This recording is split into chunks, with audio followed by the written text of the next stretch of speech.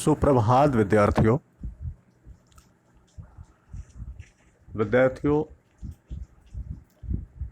हिंदी अध्ययनशाला में हिंदी विषय के अध्ययन क्रम में आज हम पुनः हिंदी व्याकरण का अध्ययन करने के लिए उपस्थित हैं। हिंदी व्याकरण में पाठ 1 शब्द भंडार के भाग 2 विलोम शब्द शीर्षक के अंतर्गत आज हम पाठ को पढ़ेंगे, समझेंगे। विद्यार्थियों, यदि आप अध्ययन क्रम में शामिल होने के लिए पठन सामग्री नहीं लाए हैं तो कृपया वीडियो को यहीं पर रोक दें और अध्ययन सामग्री लेकर पठन सामग्री लेकर अध्ययन में शामिल हो।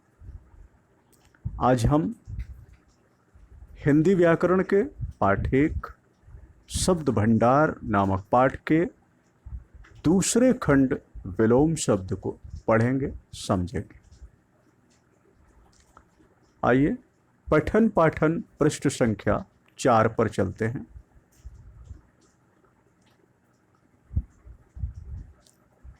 विद्यार्थियों, आप लोगों ने पाठ 1 शब्द भंडार के पहले भाग पर्यायवाची शब्दों को पढ़ा। पर्यायवाची शब्दों को पढ़कर हमने क्या समझा कि पर्यायवाची शब्दों में दो शब्दों के बीच जहां अर्थ की समानता होती है, यानी पर्यायवाची में क्या होता है कि दो शब्दों के बीच उनके अर्थ की समानता होती है। परंतु अब हम क्या पढ़ रहे हैं? विलोम शब्द। तो विलोम शब्दों में परस्पर अर्थों की समानता नहीं होती है। यहाँ पर परस्पर शब्दों में विपरीत अर्थ होता है। तो ध्यान दें, पर्यायवाची शब्दों में दो शब्दों के बीच जहाँ अर्थ की समानता होती है, वहीं विलोम शब्दों में परस्पर विपरीत अर्थ प्रकट होता है, विपरीत अर्थ होता है। जैसे उदय अस्त।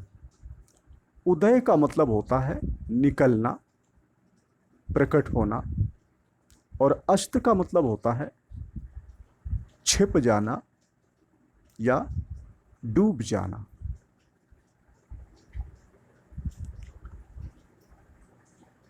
विपरीत अर्थ होने के कारण ही विलोम शब्दों को विपरीतार्थक शब्द भी कहा जाता है। अभी प्रश्न हो सकता है कि विलोम शब्दों को विपरीतार्थक शब्द क्यों कहा जाता है?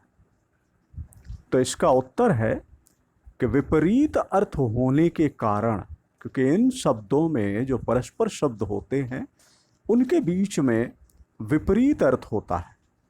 इस कारण इन्हें इन विलोम शब्दों को विपरीतार्थक शब्द भी कहा जाता है। विलोम शब्द प्रायः मूल शब्दों में निषेधवाची। निषेध क्या होता है? निषेध मतलब होता है मना करने वाला, नकारने वाला। तो निषेधवाची यानी नकारने वाले शब्दों का प्रयोग होता है। तो निषेधवाची उपसर्ग लगाकर बनाए जाते हैं। विलोम शब्द प्रायः मूल शब्दों में निषेधवाची उपसर्ग लगाकर बनाए जाते हैं। विद्यार्थियों, उपसर्ग क्या होता है?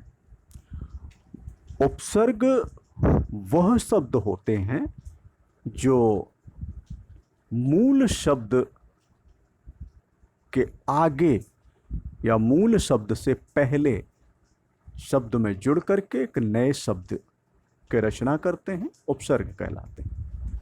तो निषेधवाची उपसर्ग जैसे आदर, आदर का विलोम होता है अनादर। तो अनादर में अन निषेधवाची उपसर्ग जुड़ा हुआ है, तो बन गया अनादर। उचित, उचित का विलोम है अनुचित। यहां पर भी अन निषेधवाची उपसर्ग का प्रयोग किया गया है। उचित, अनुचित। घात, प्रतिघात। यहां पर प्रति, ये निषेधवाची उपसर्ग है, प्रतिघात। घात, प्रतिघात। विद्यार्थियों, कुछ विलोम शब्द बिना उपसर्ग के भी विपरीत अर्थ प्रकट करते हैं।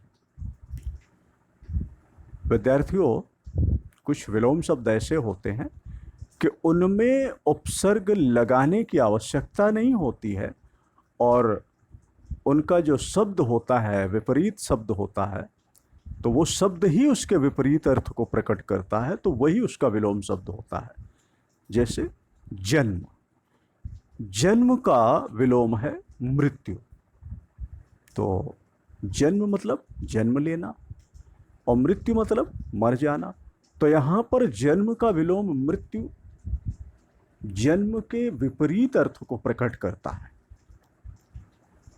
उदय, अस्त, नगद, उधार आदि।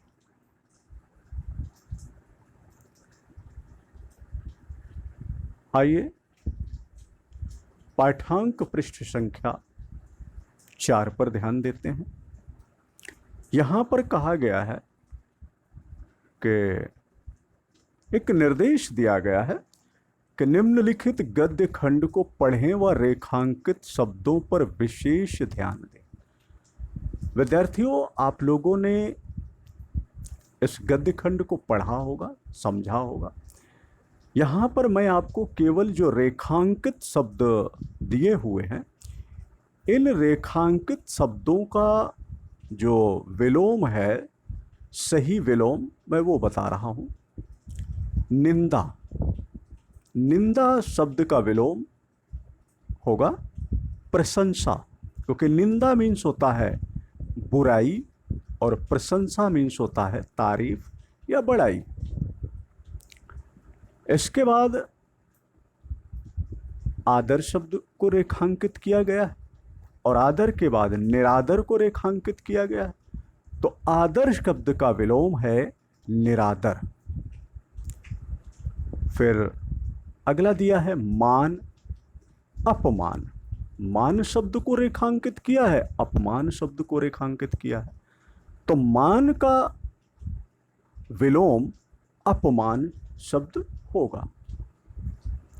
अगली पंक्ति में देखिए, अमीरी, गरीबी। अमीरी और गरीबी, इन दो शब्दों को रेखांकित किया है, तो अमीरी का विलोम है गरीबी।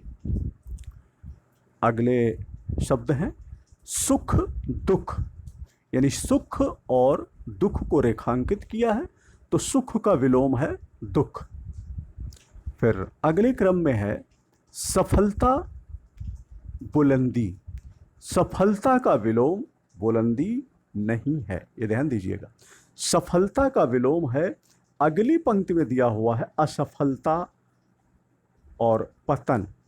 तो सफलता का विलोम होगा असफलता और बुलंदी का विलोम होगा पतन।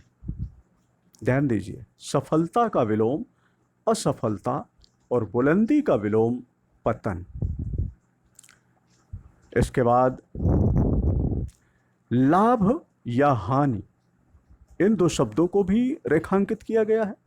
तो लाभ का विलोम है हानि, लाभ का विलोम हानि।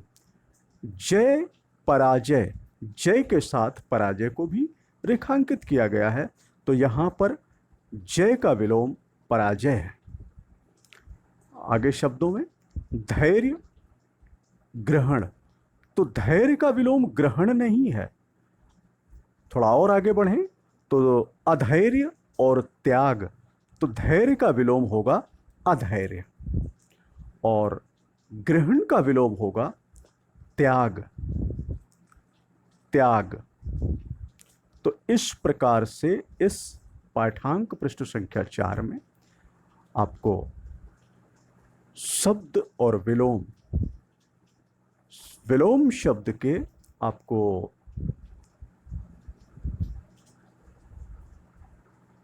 सही जोड़े दिए गए हैं, रेखांकित करके यहां पर विलोम शब्द बताए गए हैं। ठीक है, अभी यहां पर दिया हुआ था है कुछ शब्द और विलोम दिए हुए हैं, आइए इन्हें पढ़कर समझ लेते हैं। योगी का विलोम भोगी, वरदान का विलोम अभिशाप, विग्रह का विलोम संधि। विग्रह मीन्स होता है अलग करना और संधि मतलब होता है मिलाना, जोड़ना। विक्रय, क्रय, विरोध, समर्थन। अब जैसे यहां पर शब्द दिए हुए हैं वरदान, अभिशाप, तो विग्रह, संधि, तो विग्रह और संधि, विग्रह मीन्स होता है अलग अलग करना और संधि मीन्स होता है जोड़ना। तो क्या विग्रह का विलोम जोड़ना नहीं हो सकता? हो सकता है, परंतु प्रश्न जिस आधार पर, जिस भाव के साथ पूछा गया हो, उत्तर भी हमें उसी आधार या उसी भाव पर देना चाहिए। अभी विग्रह शब्द तत्सम शब्द है, जोड़ना तद्भव शब्द है। तो जब हमसे प्रश्न तत्सम शब्द के रूप में किया गया है तो हमें भी उत्तर तत्सम शब्द में ही देना चाहिए। इसलिए जोड़ना, विग्रह का विलोम जोड़ना लिखें गलत नहीं है, परंतु शब्द की दृष्टि से गलत होगा। यानी जिस ढंग में पूछा गया है उस ढंग में उसका उत्तर होना चाहिए।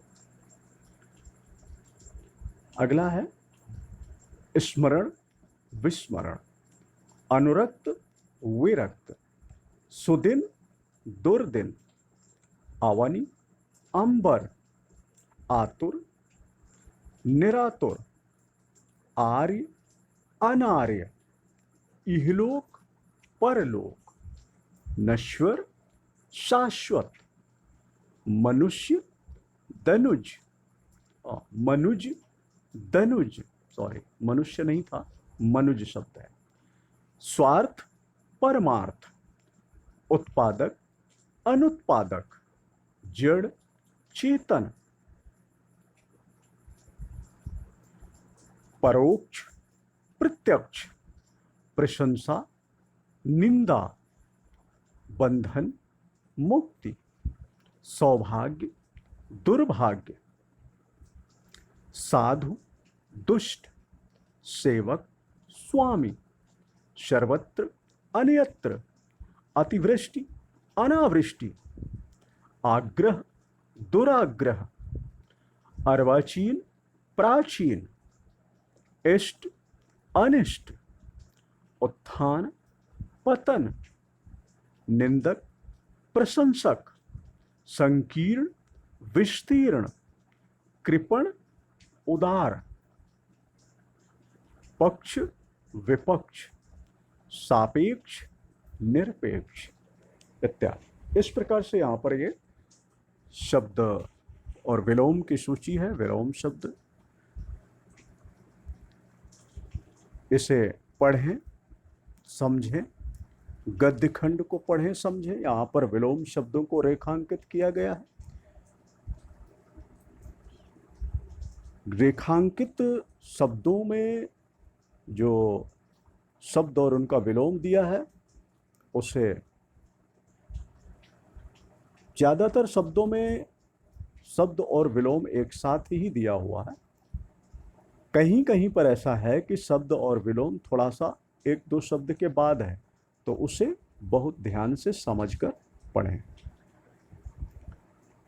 इसके बाद आज आपको गृह कार्य में यहाँ पर कुछ प्रश्न दिए गए हैं। ये प्रश्न और इनके उत्तर आपको अपनी हिंदी नोटबुक में लिखना है। तो हिंदी नोटबुक में जो हिंदी व्याकरण की नोटबुक है उसमें लिखेंगे। पहला प्रश्न है, विलोम शब्द किसे कहते हैं? विलोम शब्द किसे कहते हैं? पाठांक पृष्ठ संख्या 4 को पढ़ें, समझें और इन प्रश्नों के उत्तर लिखें। दूसरा प्रश्न है, निम्नलिखित शब्दों के विलोम शब्द लिखें। यहां पर नीचे शब्द दिए गए हैं, इनका विलोम लिखना है आपको। सुदिन, नश्वर, आग्रह, कृपण, जड़। अगला प्रश्न है, पृष्ठ संख्या 4 पर दिए गए गद्य खंड के सभी रेखांकित शब्दों को, पृष्ठ संख्या 4 यानी विलोम शब्द शीर्षक वाला पृष्ठ है, इस पर दिए गए गद्य खंड यानी आपने जो अभी गद्य खंड पढ़ा, उस गद्य खंड में जो रेखांकित शब्द हैं, उन सभी रेखांकित शब्दों को विलोम शब्द के सही जोड़े के रूप में हिंदी नोटबुक में लिखना है। तो इस प्रकार गृह कार्य में आपको ये 3 प्रश्न दिए जा रहे हैं गृह कार्य के लिए। इसे आपको अपनी हिंदी ग्रामर की नोटबुक में, हिंदी व्याकरण की नोटबुक में इसे प्रश्न और उत्तर को लिखना है। और इसी के साथ ही आज का अध्ययन क्रम यहीं समाप्त होता है। धन्यवाद।